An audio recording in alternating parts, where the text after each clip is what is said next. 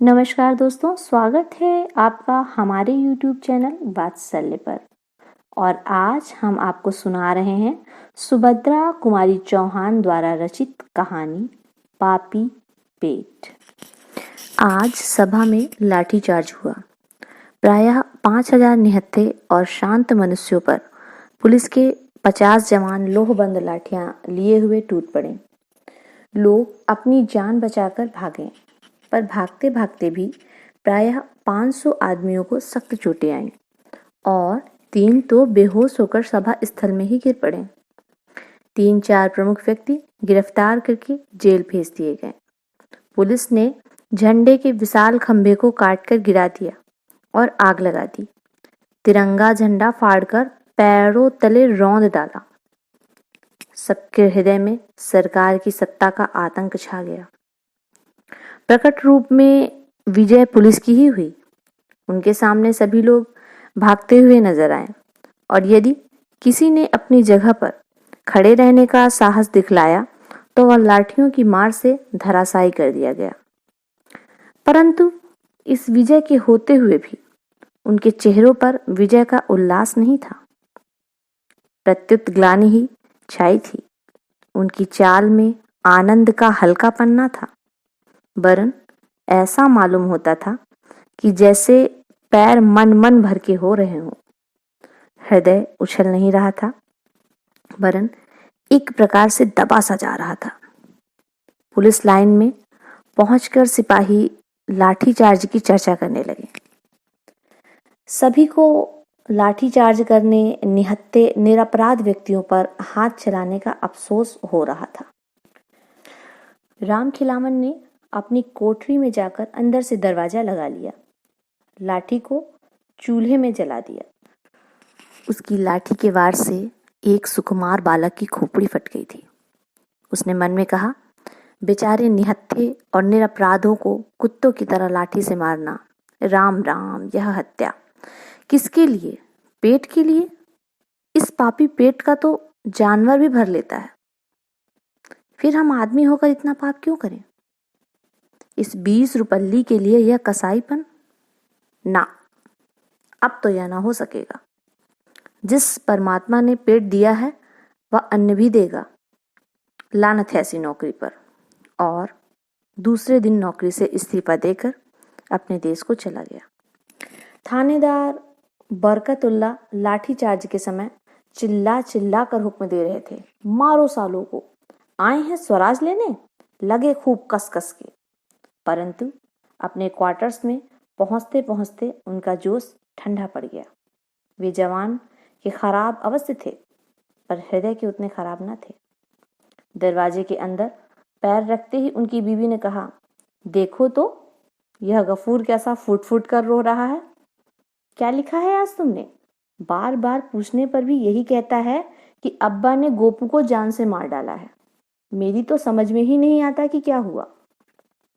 सुनते ही थानेदार साहब सर थाम कर बैठ गए। गोपाल बहुत सीधा और प्रेमी लड़का था।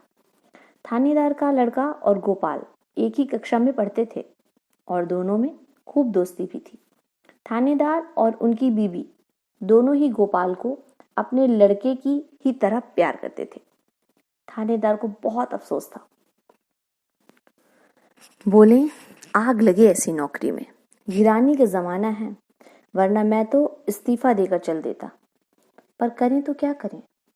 घर में बीबी बच्चे हैं, बूढ़ी माँ है, इनका निर्वाह कैसे हो? नौकरी बुरी जरूर है, पर पेट का सवाल उससे भी बुरा है।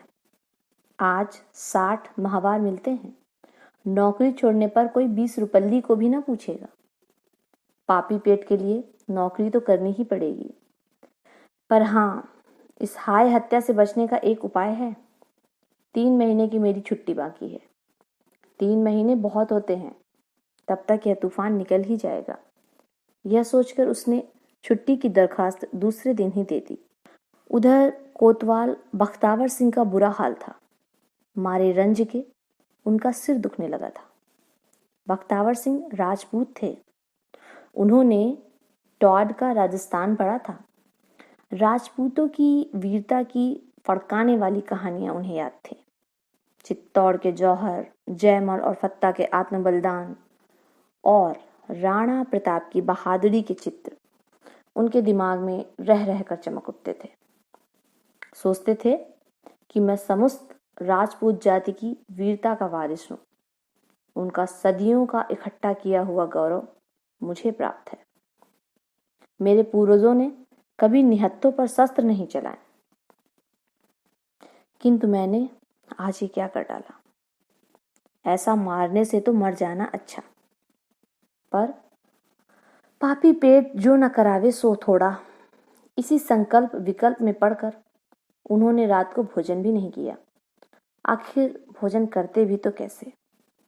उस घायल बच्चे का रक्त रंजित कोमल शरीर, उनकी सकरुण चीत्कार और उनके हृदय को पिघला देने वाली बेधक दृष्टि का चित्र उनकी आंखों के सामने रह रहकर खिंच जाता था। उसकी याद उनके हृदय को टुकड़े टुकड़े किए डालती थी। इस प्रकार दुखते हुए हृदय को दबाकर वे कब सो गए कौन जाने। सवेरे उठने पर उन्हें याद आई कि कल ही जो उन्हें तनख्वाह के 300 रुपए मिले थे, उसे वे कोट की जेब में ही रखकर सो गए थे, कहीं किसी ने निकाल न लिए हों। इस ख्याल से झटपट उन्होंने कोट की जेब में हाथ डाला और नोट निकालकर गिनने लगे। एक एक करके गिने। 100-100 के 3 नोट थे। उन पर सम्राट की तस्वीर बनी थी और गवर्नमेंट की तरफ से किसी के हस्ताक्षर पर यह भी लिखा था, मैं मांगते ही 100 रुपया देने का वादा करता हूँ। रुक्का इंदुल तलब, प्रॉमिसरी नोट मांगते ही 100 रुपए।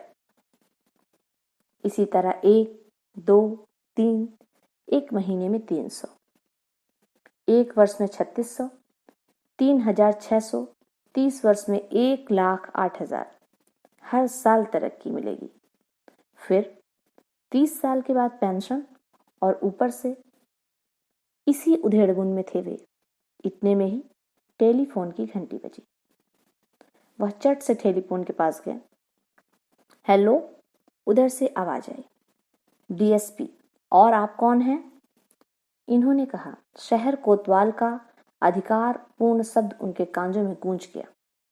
उधर से फिर आवाज आई, अच्छा तो कोतवाल साहब, आज 11 बजे जेल के भीतर कल के गिरफ्तार शुदा कैदियों का मुकदमा होगा। उसमें आपकी गवाही होगी। आप ठीक 11 बजे जेल पहुंच जाइए। कोतवाल साहब ने कहा, बहुत अच्छा। अब कोतवाल साहब अपने दफ्तर के काम में लग गए।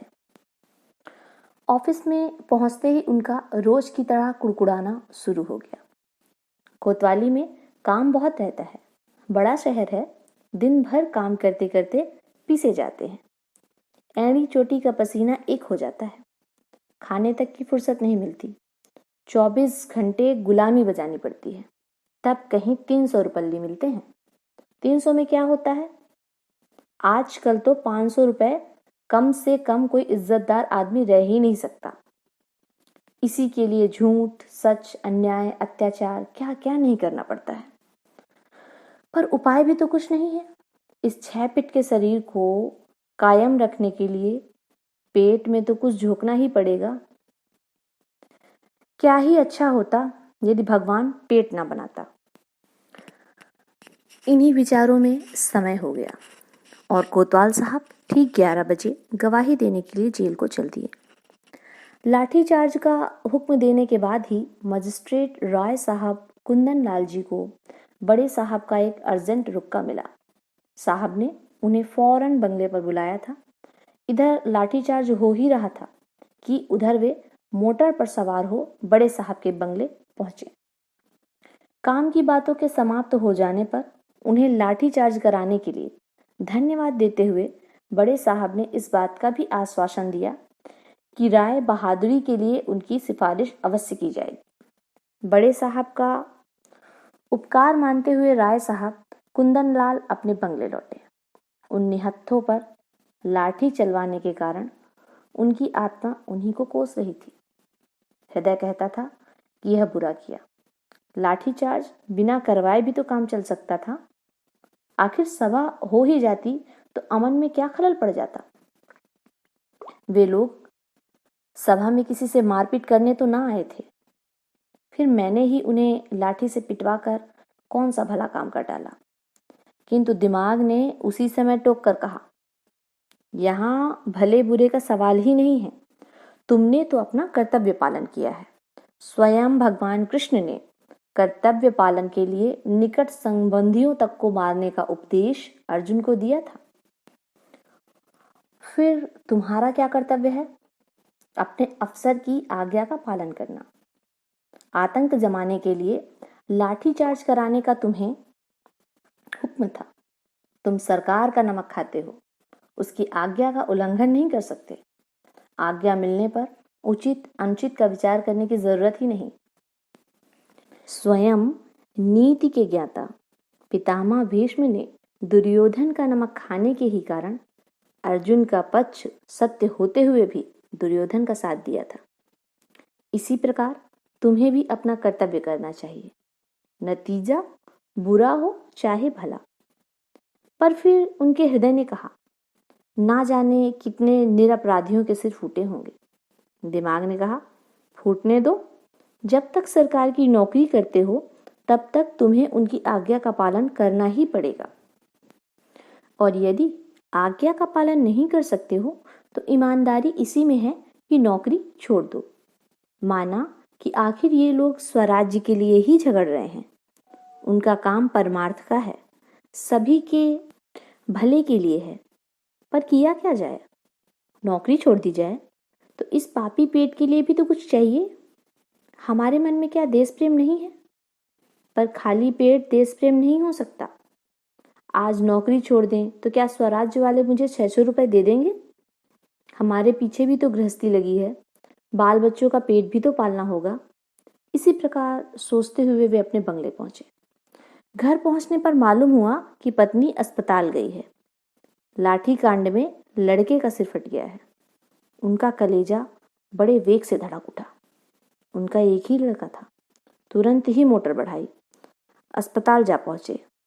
देखा कि उनकी स्त्री गोपू को गोद में लिए हुए आंसू बहा रही है। गोपू के सिर में पट्टी बंधी है और आंखें बंद हैं। उन्हें देखते ही पत्नी ने पीड़ा और तिरस्कार के स्वर में कहा, यह है तुम्हारे लाठीचार्ज का नतीजा। उनका गला रुंध गया और आंसू भी वेग से बह चले। राय साहब कुंदन लाल के मुंह से एक शब्द भी ना निकला। इतने में ही डॉक्टर ने आकर उन्हें सांत्वना देते हुए कहा, कोई खतरे की बात नहीं है, घाव गहरा जरूर है, पर इससे भी गहरे गहरे घाव भी अच्छे हो जाते हैं, आप चिंता ना कीजिए। राय साहब ने पत्नी से पूछा, आखिर तुमने इसे वहां जाने ही क्यों दिया?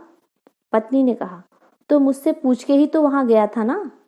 रात भर गोपू बेहोश रहा और दूसरे दिन भी बेहोशी दूर ना हुई।